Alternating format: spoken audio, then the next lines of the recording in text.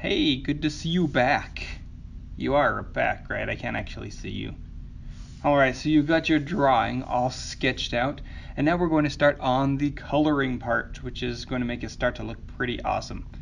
Well, to tell you the truth, first it's going to look a lot worse, and then it's going to look awesome. So remember, it's a process of refinement. We make it better and better as we go. Step 1, we need a bigger canvas because we're going to scoot our drawing over. So I'd like you to go to the crop tool right here, tap on that, then go over and grab the edge here and drag that over so your canvas is about twice as big as it was before, and then let go. And then you just hit the enter key on your keyboard and everything's happy. Now what you're going to do is just pop down to the layer that you had the original painting or picture on.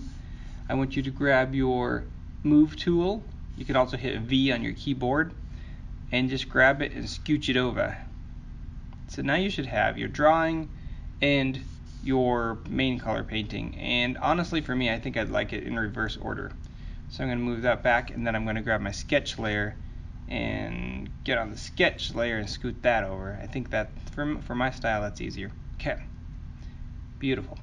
Now you are going to lock your painting layer so you don't accidentally scoot it around, because that can be annoying. So you just go over and click on your layer, and then you hit this lock up here, and now it will no longer move around. If I try to move it, it's not going anywhere.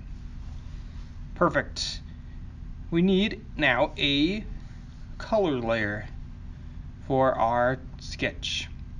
The reason I'm making you move it over and do it separately is because you're going to develop skills that will help you in a more diverse set of pictures. Like if you need to do your own drawing, you're not going to have a painting underneath it or a photograph underneath it already. So you need to develop the skills of painting it up from ground level. Perfect. So we're going to go over, grab another layer, just tap that, boing. We're going to make sure this layer is underneath our sketch layer. I'm going to double click on that. I'm going to call it base color. We might end up having a few of these base color layers actually.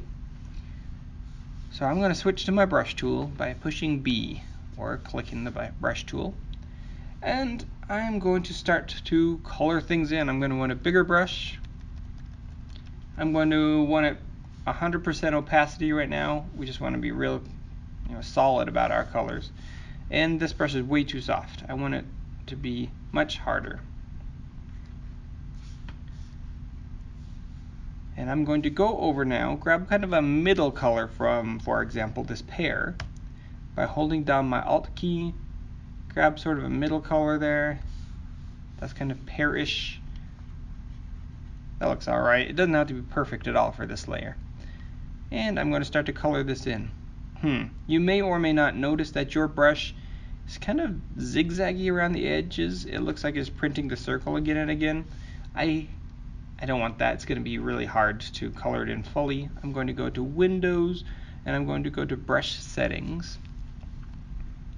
And now I'm going to take the spacing of my brush and turn that spacing way down, because that's basically just how far apart it prints each image of the brush. So if I turn it way down, I get a much smoother line on there. Beautiful. I can close that. And I'm going to zoom in. So either Alt and scroll on your mouse, or hit your zoom tool over here, or your Z key, and you can drag to bring it in. Then I'm going to hold down my space bar, and that allows me to drag around the whole canvas, which is an easier way to navigate. Back to the brush tool, B, and I'm going to fill this all in. It feels a bit unnatural because I have the smoothing on right now, so it's lagging behind a bit. If you get used to that, it actually might help you to do smoother edges, or if you don't like it at all, you can turn your smoothing down and it'll be more responsive. Draw with when you're filling these in, especially round shapes, draw with your shoulder. Try not to rest your hand on the tablet and then just use your wrist movement to fill this in, because wrists are joints that go back and forth, right? Shoulder joints are actual ball and socket joints that go in a circle. So you're going to get much better smoothness on a circular area if you can fill it in with your shoulder joint.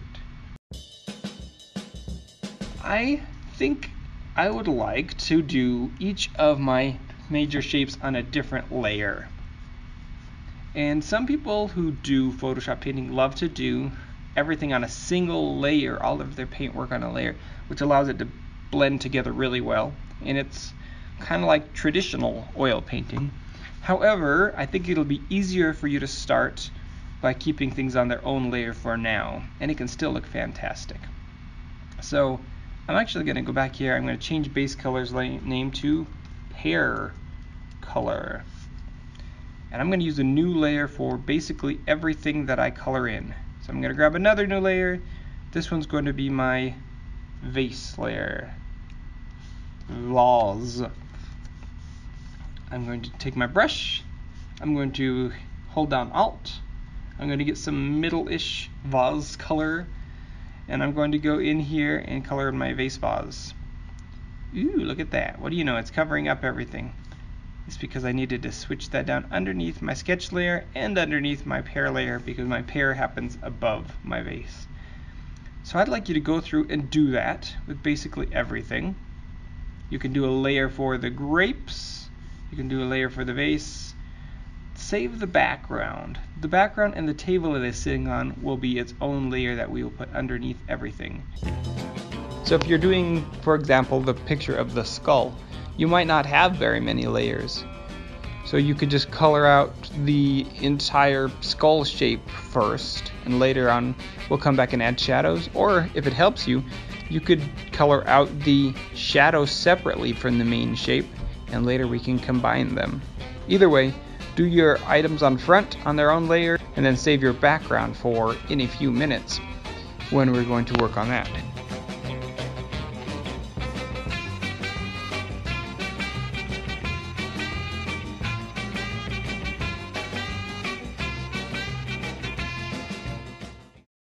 Hey, you came back. I knew you loved doing this stuff. So I've got all of mine colored in. I hope you do too. I even chose a separate layer for these background grapes so that I can shift them down behind the vase and don't have to worry about the overlap there. So now we're going to look at doing the background. So we need another layer, and we of course need that behind pretty much everything. Not behind this initial background layer we had because that'll just make it invisible, but underneath all of the sketch and the colors that I've put in, I'm going to put a background layer. Now depending on what picture you chose, you might be doing your background differently. Like this one's got a lot of white to it. It's not pure white in there, as you can see. It's a gray, a very light gray that varies. It's brighter over here and darker over here, so you'll have to do a lot of investigation with your eyes, really looking. And then of course it's got the shadow. Or if you go to like this one, it also goes darker to lighter over here. It's kind of floating in the air. So you might choose to make a surface for him to sit on, much as we're doing for our current picture that I'm working on, the grapes.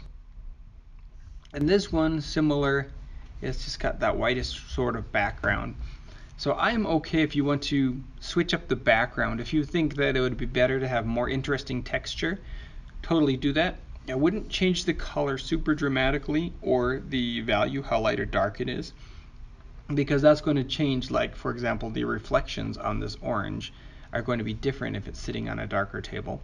But you can play with that some. I'm not too worried about that.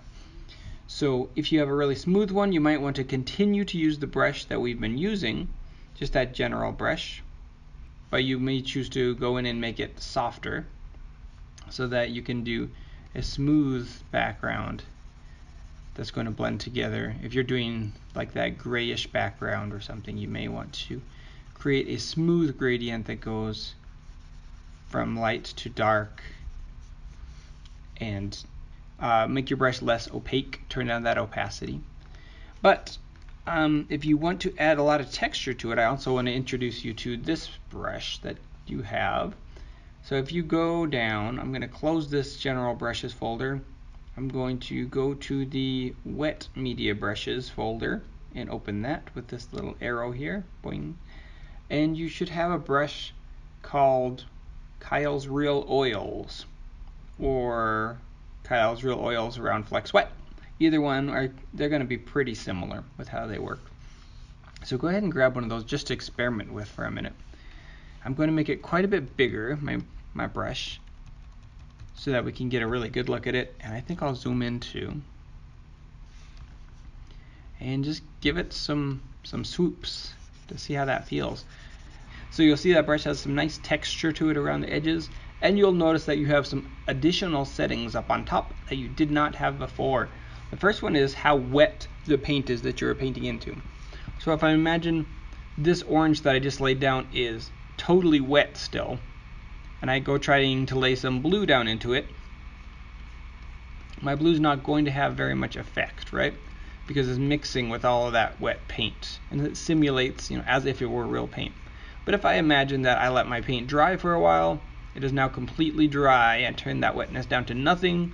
Now when I paint with the blue, it's going to show up just as if I was painting on dry paper. So that's one thing to adjust, like how much do you want it to mix together. Next setting I have is load, and that's just kind of like how much paint is loaded into your brush, how much paint you've soaked up. And having less is going to have less of an effect on what's going on, and having more is going to have more of an effect down here, more or less. Mix determines how much it mixes with the other colors that are already there. So if I turn it up to 100 and paint on there, I'm dragging a lot of the blue and brown around as I paint the green. If I don't want them to mix very much, I turn it down, and not very much of that blue and brown get dragged along with it. Let me switch colors. Flow is how much paint is coming out of the brush at any time. It's also kind of affected by other things like the wetness and the load, so they all kind of play off of each other. And so if you want it to be a gradual mixing, you can turn your flow down, and it takes more layers to build up to that same color. So this brush is kind of cool, and it's going to be a good mimic of this background on my photograph over here. And so if you choose to do something more textured, you can totally do that. If not, you don't have to. I'm going to do Control A to select everything that's in my picture, and then I'm going to hit the delete key. And since I was on my background layer, it only deletes the things that are on that layer. And now I'm going to try to create this background by first laying down a layer of this sort of brown across the whole thing. You'll notice there's some delay. Your computer has to think a lot more to use these textured brushes.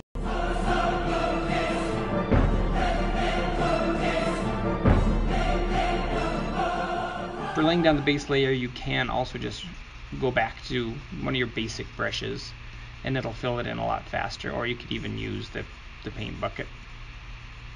So we get a base layer down on there, and now I'm going to start carefully brushing some of this darker stuff into there. I don't want it to go too much at once.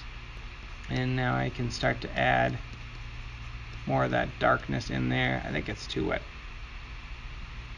This has got a lot of good texture to it, so I don't want my wetness to be too high. I want to keep some of that rougher texture. I think I need to go darker actually. Maybe make a bigger brush. So just play with your settings until you start to get something that looks sort of right, and don't forget that you can paint over everything again and again and again. And actually, if you're trying to do a sort of a textured background, it really is good to go over things again and again, because you'll build up a lot of different layers that add interest to it. So I'm going to continue to sample colors here and try to mimic them over here so that I have a similar look. So go work on your background, refer back to your picture for inspiration, but you don't have to follow that to the T. It doesn't have to be exact. And then join us for part number 3.